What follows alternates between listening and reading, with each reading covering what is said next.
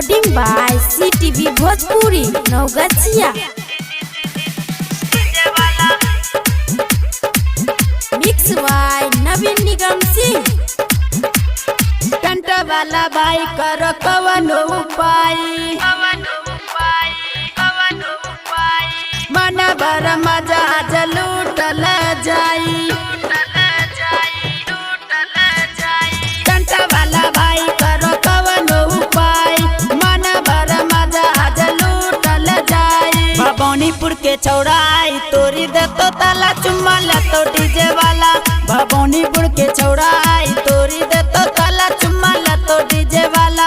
और कैसेटा में मार करावे न ज्यादा चुम्मा ले तो डीजे वाला।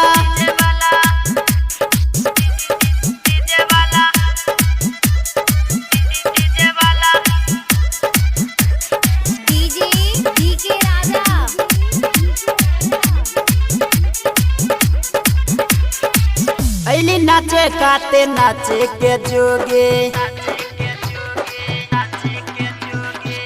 ऐसा सताई दबो जैबे तो रोए के।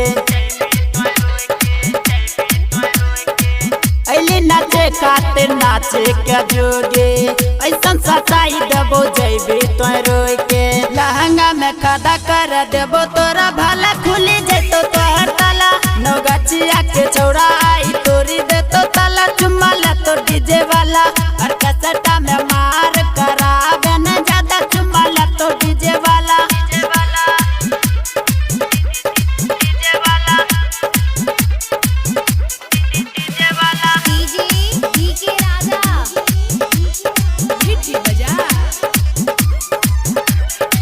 नचे में छौरी करे छै शराम हो, पंडा परदेसी कर भर देते मन हो।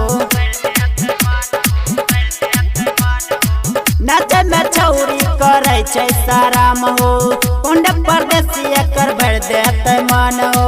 राइटर गोविंद संग कमर हिलाला चालू रहे डीजे वाला। भागलपुर के चौराई तोरी देते ताला चुम्मा लेते डीजे वाला। भागलपुर के चौराई तोरी देते ताला मजा लेते डीजे वाला। रिकॉर्डिंग बाय CTV भोजपुरी नौ।